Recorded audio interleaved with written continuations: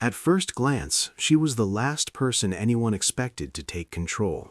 Fresh out of training, still carrying the stiffness of a new uniform and the uncertainty of someone who had never heard live rounds crack past her head, she froze when the ambush began. The gunfire was sudden, violent, and disorienting. Orders overlapped, radios screamed, and experienced soldiers shouted conflicting commands as the unit scattered for cover.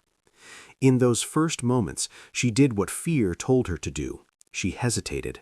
Her hands trembled, her breathing went shallow, and for a split second she considered that this was the moment she would fail, remembered not for courage, but for panic. What no one noticed was what happened next. As the chaos stretched on and the situation worsened, something inside her shifted. She saw a wounded teammate bleeding behind an exposed vehicle, another soldier frozen in the open, and a squad leader down and unable to speak. Training fragments she thought she'd forgotten began snapping into place, not as textbook steps, but as instincts. The fear didn't vanish, but it stopped controlling her. Instead of focusing on the noise and danger, she started reading the battlefield. Enemy firing patterns, gaps in cover, the direction of the wind carrying smoke and dust. Without realizing it, she raised her voice. It wasn't loud at first, but it was clear. She told one soldier to provide suppressive fire, another to pull the wounded back using the terrain. There was no rank behind her words, no authority except urgency, yet people listened. Not because she demanded it, but because what she said made sense. Her instructions were simple, direct, and timed perfectly. Every small success built momentum, both for the team and for her confidence. As seconds turned into minutes, the unit began to move as one again. The confusion faded, replaced by structure. She repositioned them, adjusted angles of fire, and coordinated movements that reduced their exposure. Even seasoned soldiers found themselves looking to her, waiting for the next call, surprised by how naturally she had stepped into the role everyone else had abandoned in the shock of the attack. By the time reinforcements arrived, the situation was under control. The enemy had been pushed back, casualties stabilized, and the unit was still standing. Only afterward did the weight of what she had done hit her. She hadn't planned to lead, she hadn't believed she could, but when command was needed most, she became it. Not through rank, experience, or confidence, but through clarity in the moment when it mattered most. Fear has a way of stripping people down to their most honest selves. And for her, the first moments under fire felt like a brutal exposure of every doubt she carried. The noise was overwhelming, the sharp cracks of gunfire, the thud of rounds hitting metal, the shouted warnings echoing across the ground. Her heart pounded so hard it felt painful, and her mind raced in useless circles. She had trained for this, rehearsed it countless times in controlled environments, yet nothing in training captured the raw intensity of real combat. In that instant, she wasn't a soldier with potential, she was a human being fighting the instinct to run. But crisis has its own cruel logic. There was no time to collapse inward, no space to remain frozen. Every second of hesitation put someone else in danger. As she forced herself to breathe, the panic slowly loosened its grip. She began focusing on small, manageable actions rather than the entire battlefield. One breath, one decision, one movement. The chaos didn't disappear, but it became something she could navigate instead of something that crushed her. What changed her wasn't courage in the heroic sense, it was responsibility. Seeing others rely on her, even unintentionally, flipped a switch. Fear became fuel. The adrenaline that once clouded her thoughts sharpened them instead. She remembered drills about positioning, fields of fire, and casualty evacuation, but now they were no longer abstract lessons. They were tools she actively shaped to fit the moment. Each choice she made built on the last, creating a rhythm that replaced panic with purpose. The transformation was visible not only in her actions, but in her voice. The shake disappeared. Her words became calm, controlled, and deliberate. That calm spread outward, grounding those around her. Soldiers who moments earlier were shouting now moved with intent, trusting the direction they were given. With every successful maneuver, her confidence grew. Not the loud, reckless kind, but the quiet certainty that comes from seeing decisions work under pressure. By the time the fight reached its peak, the person she had been at the beginning felt distant. The fear was still there, lingering beneath the surface, but it no longer defined her. She had learned something irreversible in that crucible. Bravery isn't the absence of fear, but the ability to act despite it. Crisis forced her to grow in minutes what might have taken years otherwise. When it was over, she emerged changed, not just as a soldier who survived her first firefight, but as someone who understood that her limits were far wider than she had ever believed. Before that day, assumptions followed her everywhere, unspoken but heavy. She was new, inexperienced, and easy to overlook. Some saw her as a liability, others as someone who would need protection rather than responsibility. On paper, her rank placed her near the bottom, and in a culture where hierarchy and history often decide whose voice matters, that alone was enough to dismiss her. No one said it aloud in the moments before the engagement, but the expectation was clear. She would follow, not lead. When the situation collapsed into chaos, those assumptions became a silent burden. Orders from higher-ranking soldiers failed, confidence cracked, and the structure everyone relied on suddenly vanished. In that vacuum, the usual rules stopped working. Rank meant little when radios failed and leaders went down. What mattered was who could see clearly, who could think under pressure, and who was willing to act.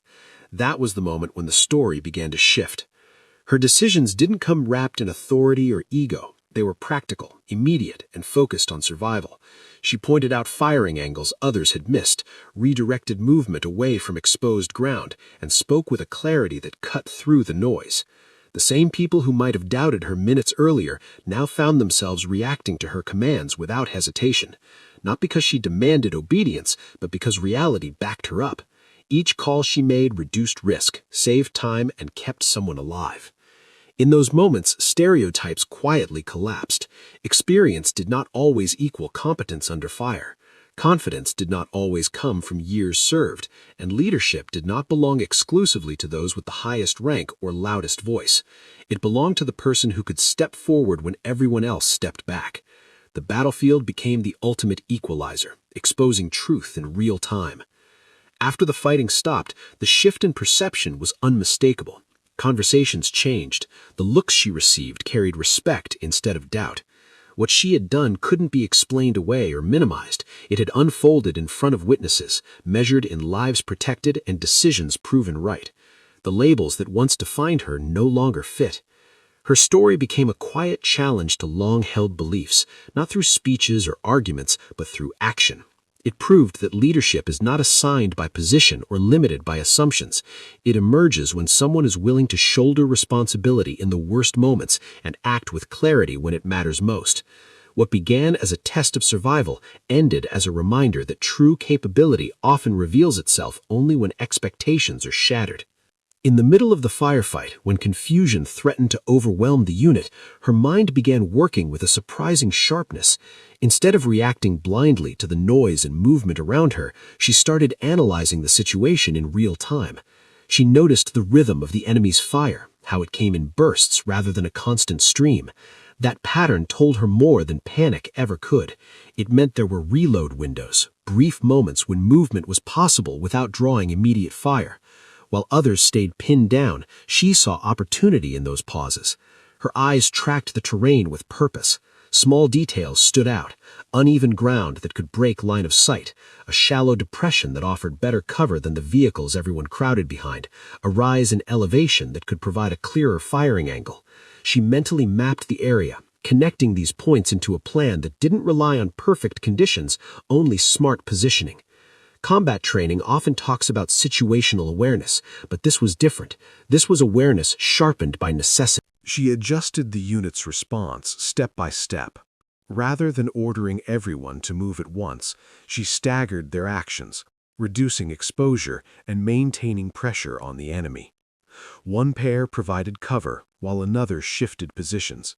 She coordinated fields of fire to avoid overlap and wasted ammunition, ensuring every shot served purpose. These were not dramatic, heroic gestures. They were calculated decisions designed to control chaos. When a teammate was hit, her tactical thinking didn't collapse into emotion. She accounted for the new variable instantly. She redirected fire to suppress the enemy, identified the safest route to extract the wounded, and assigned roles without hesitation. Each instruction was clear, concise, and timed precisely. There was no room for confusion, and she made sure there was none. What set her apart was not just knowledge, but adaptability. When smoke drifted and visibility changed, she adjusted positions. When the enemy shifted their angle of attack, she countered by rotating coverage. She didn't cling to a single plan. She treated it as something alive, constantly refined by new information. That flexibility kept the unit one step ahead rather than trapped in reaction mode. Under fire, seconds decide outcomes. Her ability to process information quickly, prioritize threats, and act decisively turned a losing situation into a controlled one. By the time support arrived, the unit was no longer merely surviving, they were holding ground. In the aftermath, it became clear that her tactical intelligence had been the invisible force behind their survival, proving that sharp thinking under pressure can be just as powerful as firepower itself. When it was finally over, there was no dramatic celebration, no triumphant speeches or raised fists. The battlefield settled into an uneasy silence broken only by distant echoes and labored breathing. She stood among her teammates, exhausted, dust-covered, and emotionally drained, unsure of how to process what had just happened. In her mind, she had only done what needed to be done. There was no sense of heroism, only relief that everyone was still alive. Respect did not arrive in the form of medals or immediate praise. It came quietly, in the way others looked at her now, in the unspoken acknowledgement that things could have ended very differently without her decisions. Soldiers who once spoke over her now listened. Those who might have doubted her competence began seeking her opinion. The change wasn't forced or ceremonial, it was earned in the most unforgiving environment possible, where mistakes cost lives and credibility cannot be faked. What made her actions resonate was that she never sought recognition. She didn't step forward to command because she wanted authority, but because no one else could in that moment. That distinction mattered. Her leadership was grounded in responsibility rather than ambition, and that authenticity left a lasting impression. People trusted her not because of rank or reputation, but because they had seen her carry the weight of their survival without hesitation. In the days that followed, the story spread, not as an exaggerated legend, but as a factual account repeated by those who were there. Each retelling carried the same conclusion. She held the line when it mattered most. That kind of reputation cannot be assigned or promoted into existence. It forms under pressure when character is tested and proven. For her, the experience reshaped how she viewed herself. She no longer measured her worth by her position or experience level.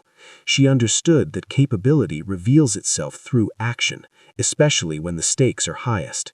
Saving the team wasn't just a moment of bravery, it was a defining line she had crossed, one that permanently altered how she would approach every challenge afterward. Heroism, she learned, is not about grand gestures or recognition. It is about stepping forward when everything is at risk and doing what must be done, even if no one ever applauds. In that crucible, she earned something far more enduring than praise. She earned